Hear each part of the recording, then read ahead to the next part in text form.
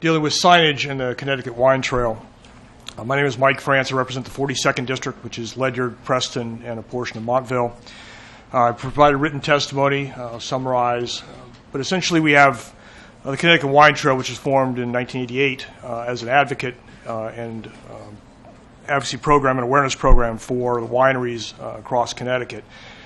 They've posted blue and white signs, which most of us are familiar with, I'm sure, that provide awareness of the wineries that are on the trail. The challenge that is found is that they don't provide directional nor distance to, nor the name of the winery that you are traveling to. And so what we find is that several wineries get calls several times a week saying, "Where are you?" I'll give you an example of the winery in my own town that is about 7 miles off on 95. You come off the exit in Groton, you hit the first intersection of 117, 184, and there's no sign to say which way to go. Do I go left, right, straight? And so they're left to decide, do I call or do I just go somewhere else? And so there are really two issues. One is that, and the second is location of signs. So I'll deal with the first. The core of this proposal is to allow the wineries to place a sign below the Connecticut Wine Trail sign that lists the name of the winery, a directional arrow, and a distance to that winery.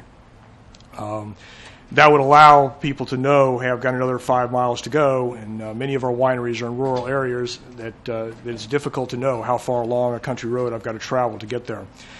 The second aspect, and I guess to highlight that first aspect, as I was preparing my written testimony, I found a website that promotes the wine trails of across New England called SIP New England, which is in my testimony. And in there, I'll read it. It's that as you wander Connecticut's back roads, blue and white highway signs help you find the member wineries.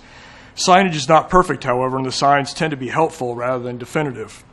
You will also need maps and directions or a GPS to help you find the wineries.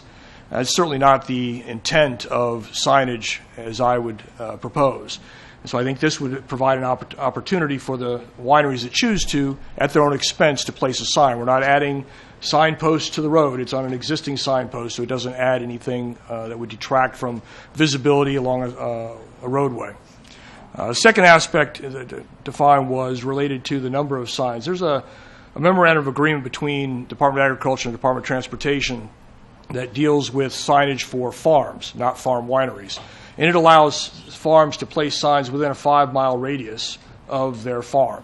If the farm wineries had the same agreement, in the case of the winery I described, the three major intersections would be covered by that same allowance.